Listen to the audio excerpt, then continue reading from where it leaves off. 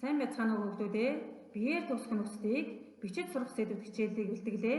Энэ удаагийн хичээлийн зорилго хэрэгэл бичигт, үндэсний бичигт биеэр төгсөх нөхцөлийг хэрхэн бичдэг болохыг харьцуулан мэдэх, сугай сүгэ, тугай түгэ нөхцлүүд гээгүүлэгчээр төгссөн үгэнд шууд залган бичдэг бол бусад нөхцөлийг гээгүүлэгчээр төгссөн үгэнд гэдэс жиргэлүүлэн бичдэг онцлогтой. Биеэр төгсөх нөхцөлийн нэг онцлог нь үгийг өгүүлбэрийг төгсгөл онцлогтой гэдгийг мэдэх зорилт дэвшүүллээ. Хичээлдээ идэвхтэй оролцоорой.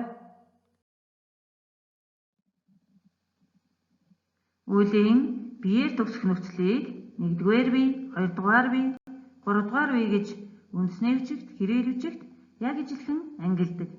Эдгээр нөхцлүүдээс сугай сүгэ, тугай түгэ нөхцлүүд гээгүүлэгчээр төгссөн үгэнд шууд залгаан бичдэг. Бусад бүх нөхцлүүд гээгүүлэгчээр төгссөн үгэнд гэдэс жиргэлэн залгаж бичгийг анхаараарай. Дэлгэцэн тарагдж байгаа энэ хэсэгт хувилгагч нөхцөл, эс хувилгагч нөхцөлийн ялгааг харуулж байна.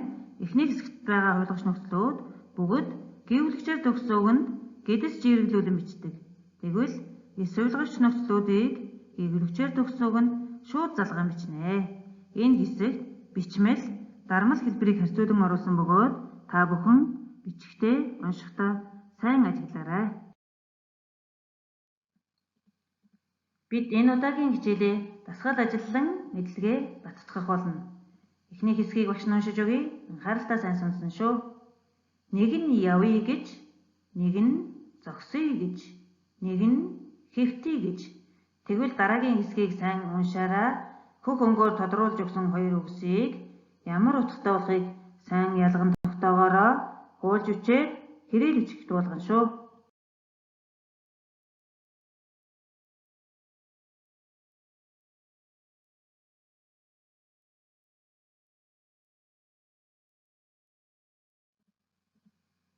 Энэ дасгалыг хийхээс өмнө гайлгийг багш нь уншиж өгье.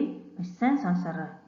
Хугура тугай, хоно тугай, учира тугай, бол тугай, ирэ түгэй, оруси тугай.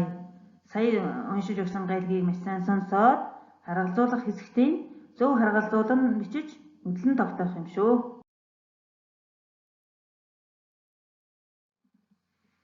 Үндэсний бичигт дуудлага ижил, бичлэг ондоо үгс нэлээд олон байдаг. Тэгвэл бид нар нүдлэн тогтоох ёстой. Энэ удаад хуур гэдэг үгийг хэрхэн утга ялгаж байгаа нүдлэн тогтооцгоё. Хугуур, хуур хөгжим, хагуур, хуурч мэхлэх, хагуура, хуурч ховхрох. Эдгээр үгсийн утгыг зөв ялган тогтоогоорой.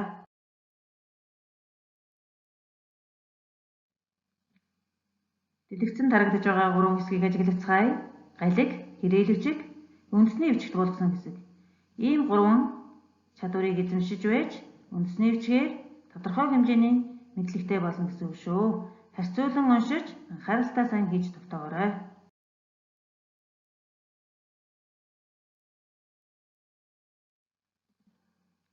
Тавдугаар дасгалаа ажиглацгаая. А хэсэг. Аарай 4 зэрэг нөхцөлийг дараах 4 үгэнд тохирох хэлбэрээр нь залгах нь байна. Багш нь галгийг нь уншиж өгье. Бол, төрөв, дураас, жирга. Эдгээр 4 үгэнд тохирох хэлбэрээр нь залгаж бичнэ. Б хэсгийг ажиглаарай. Галын тахилгын хэсгээс байна. Та бүхэн хуульж үчээд үндэсний бичигт болгоно. Хөвүүнтэй гэдэг үгийг хөх өнгөөр тодруулсан байна. Энэ бол эртний хэлбэрээр нь бичигдсэн байна. Орчин үед хөвгүүнтэй буюу г гээгүүлэгч жиргэлэн хэлэгдэж байгааг маш сайн анхаарч хийж гүйцэтгээрэй.